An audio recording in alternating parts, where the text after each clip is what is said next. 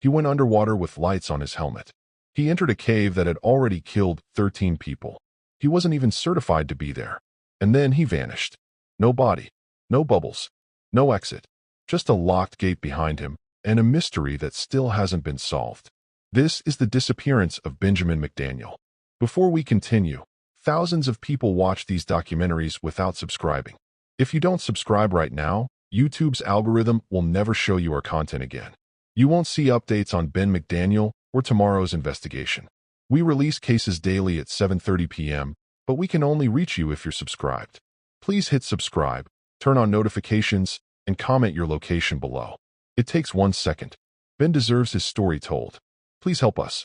Benjamin McDaniel was not the kind of man people expected to disappear. He was 30 years old, tall, strong, confident, the kind of person who walked into a room and felt like he belonged there. He came from a wealthy family in Tennessee. He had opportunities, support, a future that most people would envy. But behind that image, things were not as perfect as they seemed. His life had started to unravel. His marriage had ended. His construction business had failed, leaving him buried under tens of thousands of dollars in debt. And worst of all, he had lost his younger brother, Paul. A loss that hit him deeply. He had been the one who found him, tried to save him, failed. That kind of trauma changes a person. So his parents made a decision. They told him to step away from everything. Take a break. Start over. They offered him their beach house in Florida, a place where he could breathe again. And for a while it worked. Ben moved into the house with his dog, a chocolate Labrador he loved. He started diving again, something he had been passionate about since he was a teenager. It gave him peace, control, a sense of freedom he couldn't find anywhere else. Every day, he drove to a place called Vortex Spring. Clear water, calm surface, but underneath, something else entirely. A cave system, deep, narrow, unforgiving. There was a sign at the entrance, a grim reaper warning divers not to go further. It wasn't for decoration. It was real. People had died there, 13 of them. And to enter that cave, you needed special certification, training, experience, discipline. Ben didn't have it, but that didn't stop him.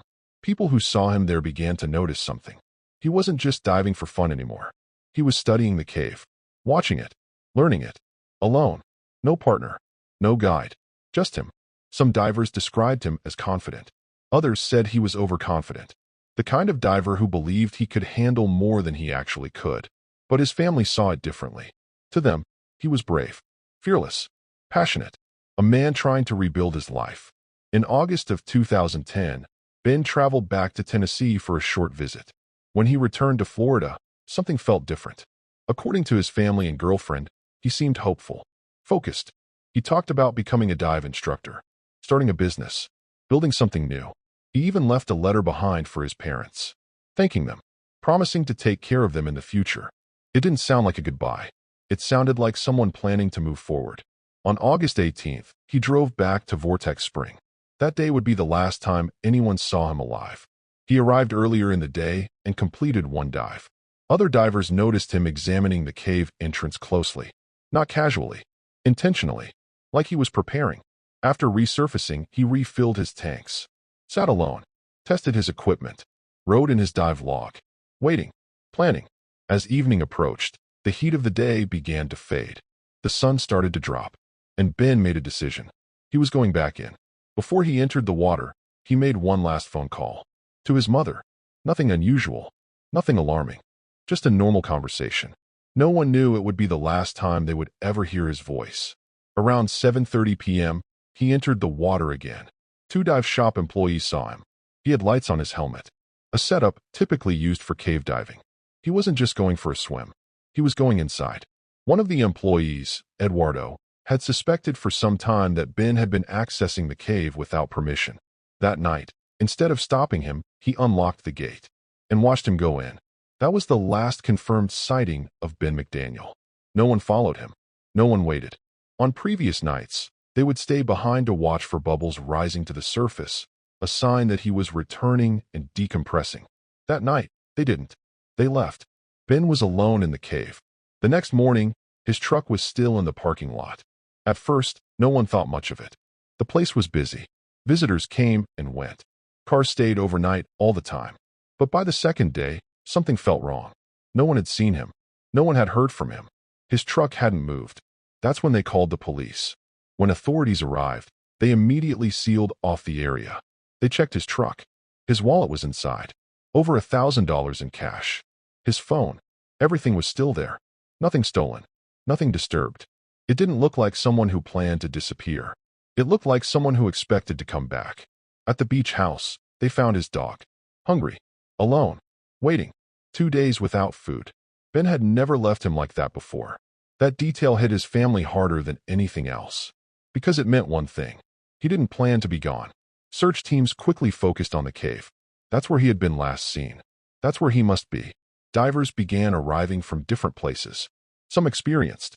Some willing to take risks. But this was not a normal search. This cave was dangerous. Narrow passages. Zero visibility in some sections. Tight restrictions where divers had to remove their tanks just to pass through. One wrong move, and you don't come back. Still, they went in. They searched the main passages. The crevices. The tight spaces where a panicked diver might try to escape. Nothing. No body. No gear. No sign of struggle.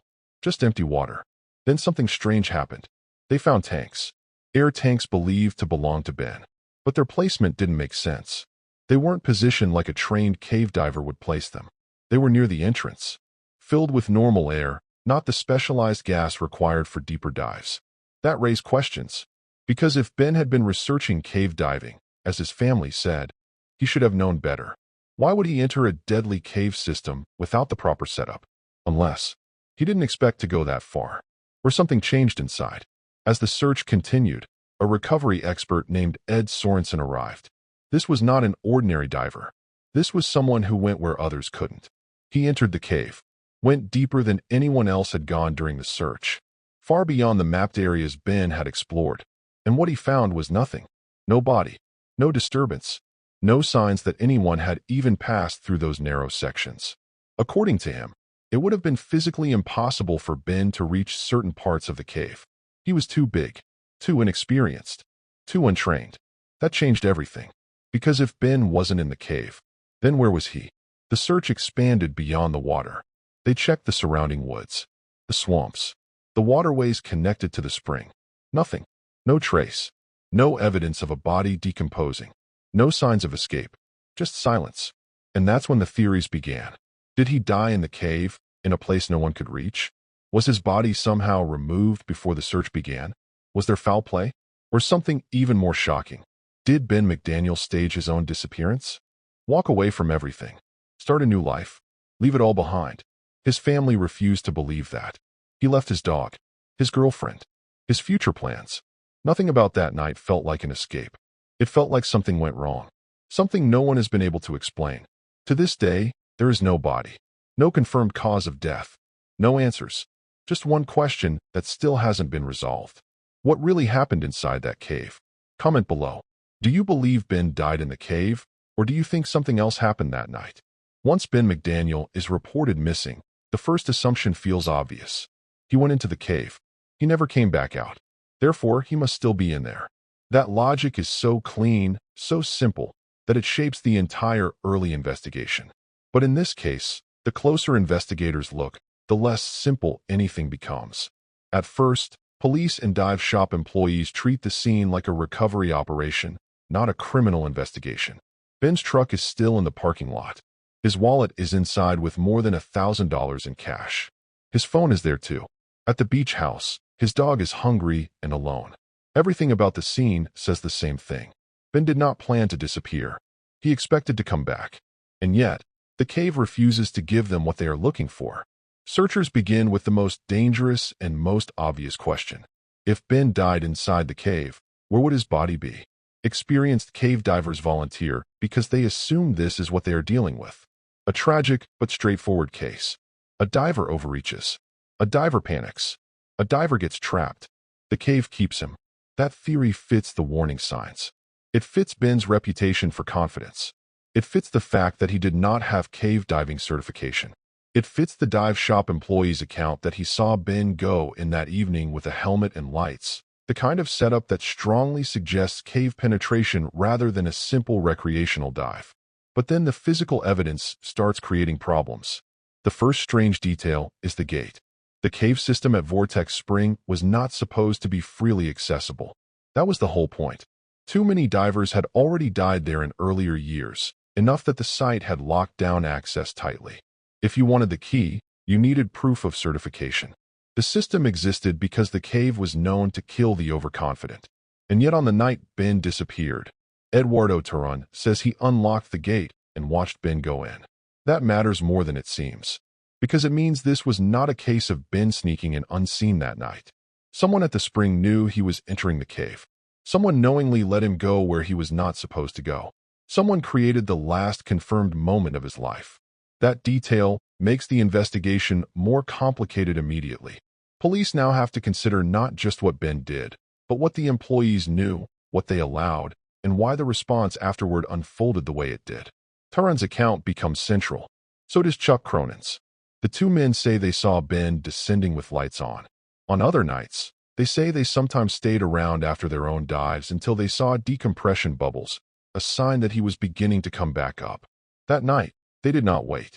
Instead, they went to Turan's house for coffee. That decision becomes one of the most debated moments in the case. Because if they had stayed, would they have noticed something unusual? Would they have seen no bubbles at all? Would they have realized much earlier that Ben was in trouble? Or would nothing have changed? There is no way to know. But from that point on, the timeline contains a gap that never closes. Then the divers start searching.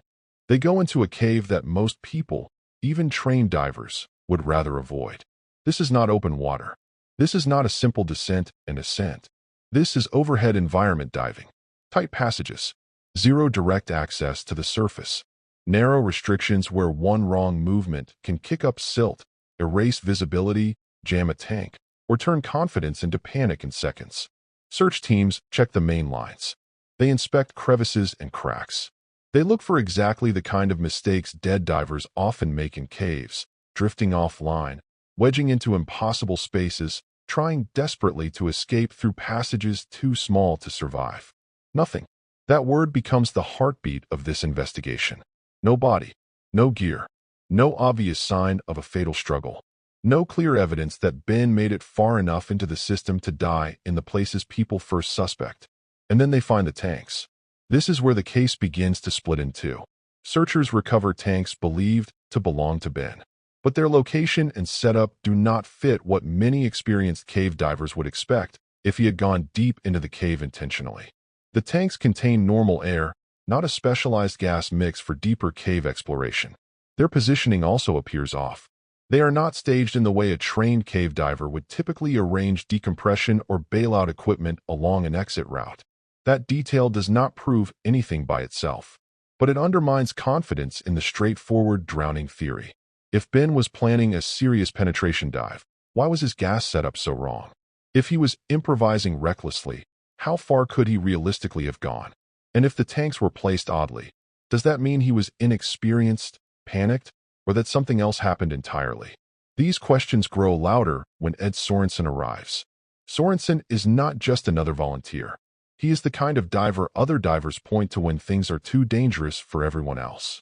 He pushes deeper, further than the mapped areas Ben had explored, further than many others are willing to go. He uses specialized equipment, small tanks, a propulsion vehicle, and the kind of technique only extremely experienced cave divers can rely on. And when he comes back, his conclusion shakes the case. He says Ben is not in there. Not just that he did not find him, that he should not have been able to get into the deepest restrictions at all. Ben was tall, broad, strong, yes, but not built for squeezing through 10-inch restrictions in a cave where even elite divers barely fit. Sorensen says that if Ben had somehow gone through certain passages, he would have left signs behind. Marks on the walls, disturbed silt, evidence of struggle. But the cave in those deeper areas appears untouched. Pristine. That word matters, because it means no one had been there. Not Ben. Not anyone. And that is the moment the cave theory begins to lose its monopoly over the case. If one of the best divers in the world goes farther than Ben likely could have gone and still finds nothing, then the question shifts. Not, where is the body in the cave? But what if the body is not in the cave at all? That change is explosive, because now investigators have to widen the frame. Maybe Ben did drown somewhere near the cave entrance and his body washed out. Maybe it was removed before police were called. Maybe he died on land. Maybe the cave narrative is real, but incomplete. Maybe it is false entirely. And once those possibilities enter the case, everyone connected to the spring starts being viewed differently. Dive shop staff are questioned. Their accounts are examined for inconsistencies.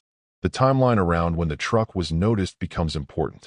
Ben's truck reportedly sat there through at least part of the next day before the alarm was raised. Employees later say the site was busy and they did not focus on it right away. That sounds plausible on its own. Busy recreational sites do get cluttered with vehicles. But in a mystery, delay always feels heavier than it might in ordinary life. If Ben surfaced and something happened on land, how much time passed before anyone started looking? If someone needed time to move a body, clean up, or shape a story, was that time available? If the initial assumption of cave drowning was wrong, did it accidentally shield the truth? These are uncomfortable questions, and the case never fully escapes them. Then the land searches begin. Cadaver dogs are brought in. They alert on the water surface, which initially supports the drowning theory. But water, decomposition, and scent work are complicated, especially around springs and outflows. Search teams also scan the woods around Vortex Spring, nearby swamps, and waterways connected to the spring's outlet. Helicopters assist. Water samples are tested repeatedly for signs that a decomposing body is present in the system. Again, nothing definitive. No body in the woods. No confirmed decomposition pattern in the water. No physical trace that closes the case. By now, even investigators who began with certainty are operating in a completely different landscape. What looked like a tragic but familiar diving death has become a layered mystery involving dangerous water, questionable decisions, odd equipment placement, and a body that cannot be found in the one place everyone first assumed it would be. And then comes the emotional pressure. Ben's parents do not accept the idea that the search has reached its natural limits. They have money, determination, and grief powerful enough to push past what most families could ever manage. They hire cave mapper Steve Keene, the man who originally mapped the system. They fund additional dives. They even guarantee the replacement cost of a remotely operated underwater vehicle in case it gets lost in the cave. That is not a symbolic gesture. It is a sign of just how far they are willing to go. The searches continue. Again and again. Human divers. Technical specialists. Machines. Mapping experts. Still nothing. And instead of bringing closure, the continuing failure does something worse. It makes every theory stronger. If Ben were in the cave, why can't the best divers find him? If he is not in the cave, how did he vanish from a site where his truck, wallet, and phone were all left behind? If he staged it, why leave his dog? Why leave cash? Why leave a life he had just started rebuilding? This is where the investigation turns from recovery to interpretation. Everyone starts telling the story differently. Some divers say Ben was reckless and overconfident, that he died doing something he was not trained to do. His parents say he was brave, gifted, and driven, a man who may have gone further than others believed. Some searchers say the cave simply does not support the idea that he is still inside. Others say there are places no one has reached, places where his body could still be hidden. And in the middle of all that, one crucial fact never changes. No trace of Ben McDaniel has ever been found. That absence is what gives the case its power. Because if this were just a diving fatality, there would likely be a body. If this were just a disappearance, there would likely be a sighting. If this were just a staged escape, there would likely be some sign of planning. Instead, there is only contradiction. A man who seemed to be rebuilding his life. A diver entering a lethal cave without the right credentials. An employee unlocking the gate for him. An empty truck in the lot. Oddly placed tanks. Searchers risking their lives. And a spring that gives back nothing. That is the major development at the end of this part of the story. The cave, which should have answered everything, answers nothing. And once that happens, the case becomes more dangerous. Not physically, narratively. Because once the most obvious theory starts to break down, all the darker possibilities rush in. Was Ben's body removed before anyone called authorities? Did someone at the spring know more than they admitted? Was the cave used as cover for something that happened somewhere else? Or did Ben somehow manage to reach a place so inaccessible that every expert search has missed him? Those are the questions that carry us into the next chapter. So here's what I want to know from you. When the most experienced divers in the world search a deadly cave, and come back saying the missing man isn't there. Do you believe them? Comment below. If Ben McDaniel was not in that cave, then where do you think the truth really begins? Under the water or back on land? Tom does something strange to cases like this. At first, everything is urgent. Search teams, news coverage, interviews, hope. Then slowly, everything fades. Except the questions. In the weeks after Ben McDaniel disappears, Vortex Spring becomes more than just a dive site. It becomes a place people come to look for answers. Divers keep returning, not just because of the danger, but because of the mystery. Every new search carries the same expectation. Maybe this time, something will be found. But every time, the result is the same. Nothing. And that repetition starts to change how people think about the case. At first, most believe Ben died in the cave. It feels logical. It feels consistent with the risks. It feels like the kind of mistake even confident divers can make. But as more experienced divers go deeper and still come back empty-handed, belief starts to fracture. Some begin to say it out loud. He's not in there. That statement creates tension between two groups. On one side are the divers. Many of them have risked their lives searching the cave. They understand its structure, its limitations, its deadly patterns. They know how bodies behave in underwater environments. They know what signs to look for. And increasingly, they are saying those signs are not there. On the other side is Ben's family. And for them, the cave is still the only place that makes sense. Because if he's not in the cave, then something worse happened. Shelby and Patty McDaniel refuse to give up. They continue funding searches. They bring in specialists. They push for more dives, more mapping, more exploration into areas no one has reached before. At one point, they even guarantee tens of thousands of dollars to cover the cost of advanced equipment if it gets lost in the cave. That kind of commitment is not just financial. It's emotional. It's a refusal to accept uncertainty. But the deeper the searches go, the more complicated the situation becomes. Because the cave does not behave like it's hiding a body. No unusual scavenger activity. No disturbed silt trails. No gear lodged in tight restrictions. No decomposition patterns in the water system. Nothing that definitively says Ben died there. And that absence begins to shift the entire direction of the investigation. Authorities start looking above the water. The surrounding woods are searched again. Swamps are checked. Waterways leading away from the spring are tested repeatedly.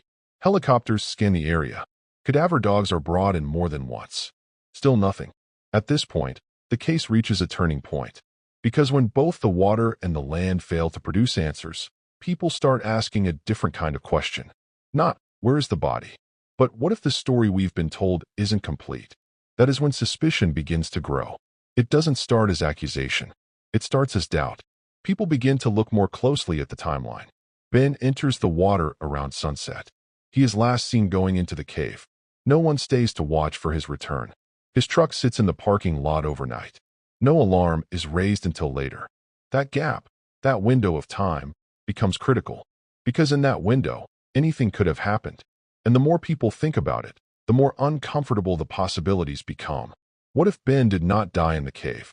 What if he came back out, and something happened after? What if someone saw him, spoke to him, fought with him? Or worse, what if his disappearance was not an accident at all? Ben's parents begin to consider this possibility seriously. They hire a private investigator. And for the first time, the focus shifts fully away from the cave. The investigator looks into the people connected to Vortex Spring. Staff, regular visitors, anyone who might have been there that day. And what she finds adds another layer to the mystery.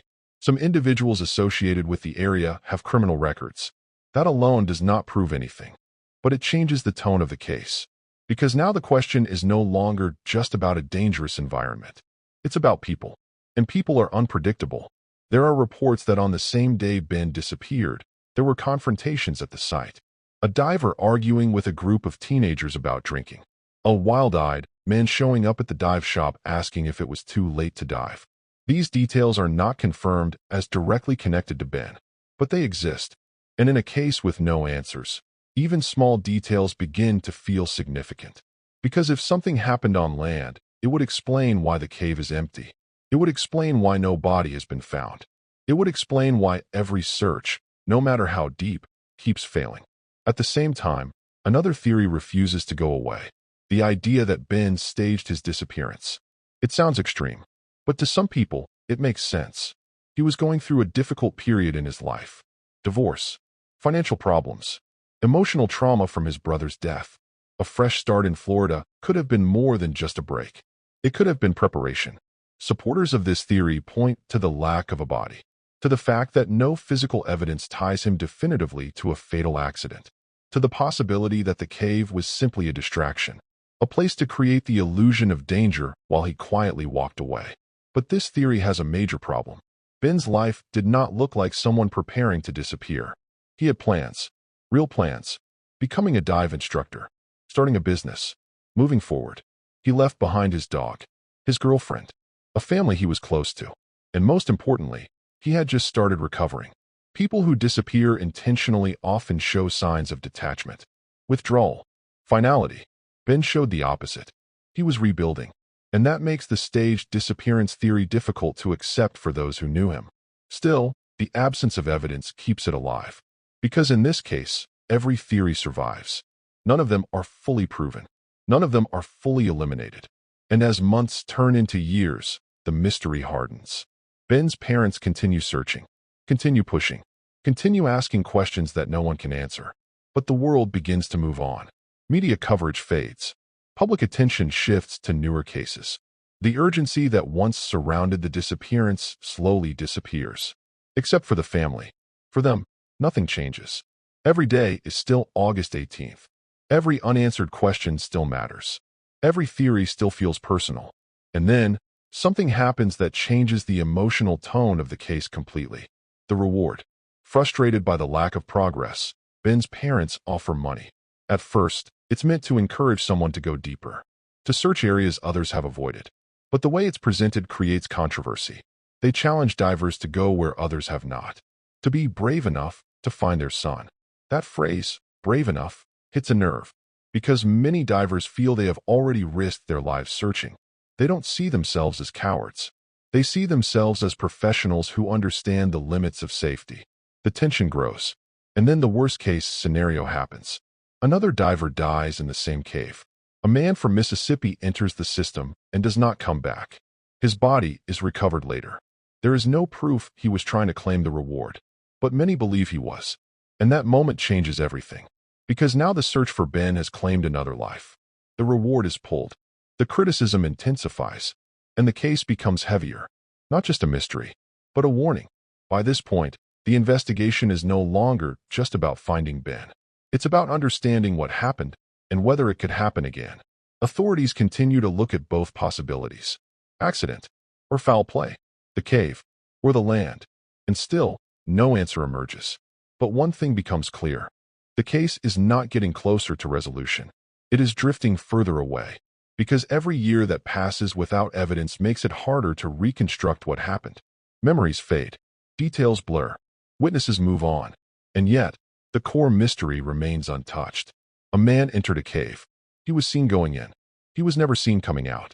And despite everything that has been done since, no one can prove what happened next. That is where we are at the end of this part.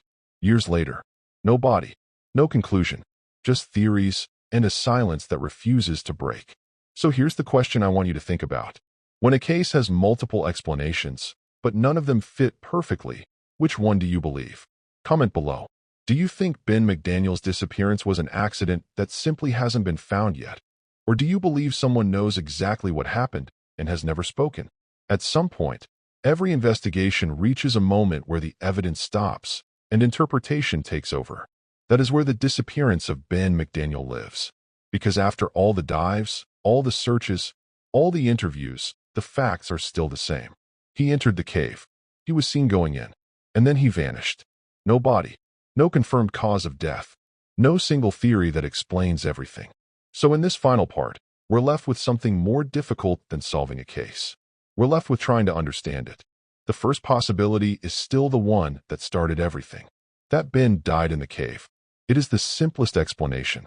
The one that fits the environment. The one that aligns with the danger of Vortex Spring.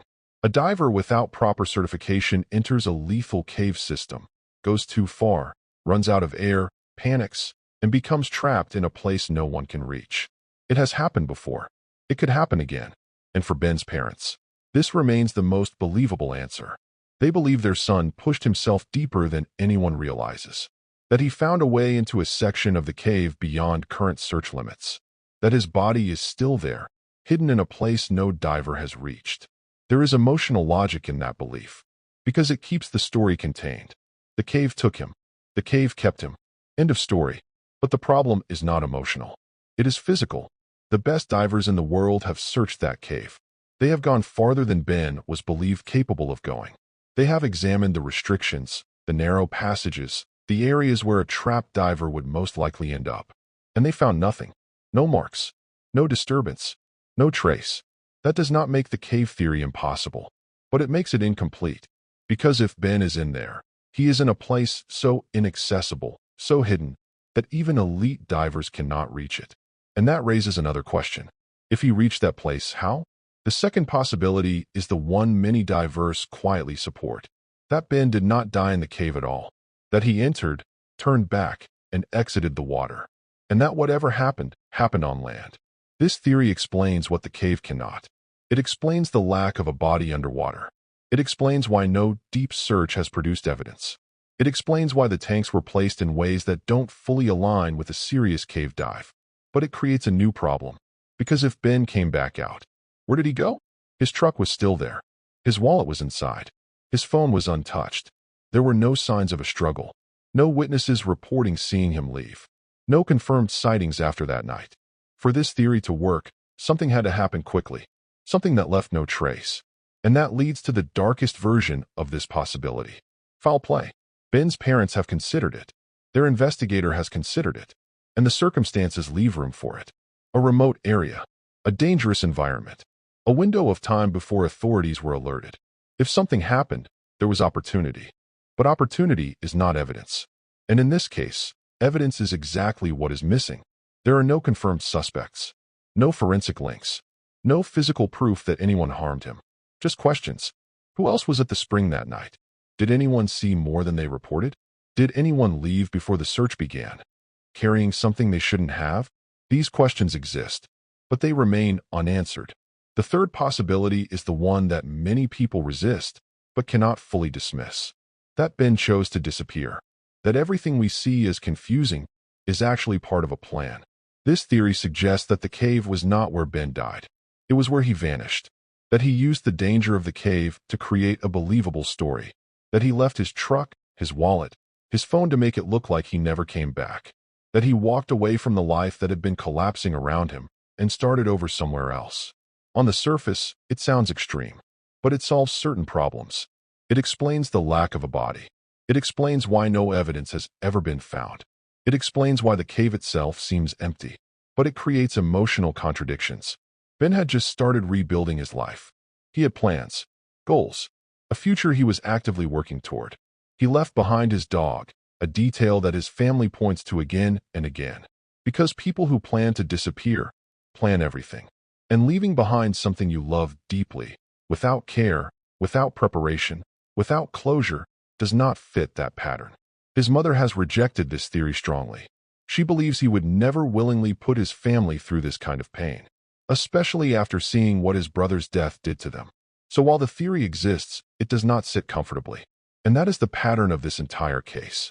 Every explanation answers some questions and creates new ones. There is no clean solution, no single narrative that fits every detail, only fragments and interpretations.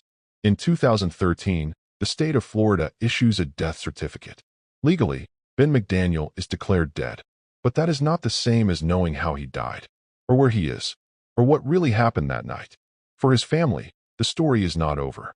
They continue to believe, continue to search, continue to ask the same question that has defined this case from the beginning. Where is Ben? And now, we come to the part of this story that matters most. Not just what happened, but what you believe happened. Because this case does not give you an answer. It forces you to choose one. So here's what I want to know from you. 1. Do you believe Ben McDaniel died in the cave, even though no diver has ever found a single trace of him? 2. If he made it out of the water, do you think someone at Vortex Spring knows more than they have ever said? 3. Do you believe it is possible for someone to stage a disappearance this convincing and never be found again? 4. Should divers have continued searching deeper into the cave, even knowing the risks could cost more lives? 5. What is worse, a confirmed death with answers, or a disappearance that leaves a family searching forever? Drop your answers in the comments. I'm reading every single one, and I want to hear what you think because this case doesn't have easy answers. Ben McDaniel walked into one of the most dangerous cave systems in Florida without the training required to survive it. He entered through a locked gate. He was seen going in, and then he disappeared without leaving a single confirmed trace behind. For years, some of the most skilled divers in the world risked their lives trying to find him. They searched deeper than he was believed capable of going. They explored areas most people would never even consider entering. And still nothing. No body, no gear, no proof. Just a mystery that refuses to surface. This case changed how people think about cave diving, about risk, and about how easily a person can vanish even in a place that feels controlled and observable. But it also left something unresolved. A family without answers. A story without an ending. If you want more cases where the truth isn't obvious, where the system fails, or where the answers are still out there, subscribe now. Turn on notifications so you don't miss the next investigation. Comment your location below so I know where you're watching from. And most importantly, don't forget Ben McDaniel. Because somewhere, the truth still exists. And one day, it might finally come to the surface.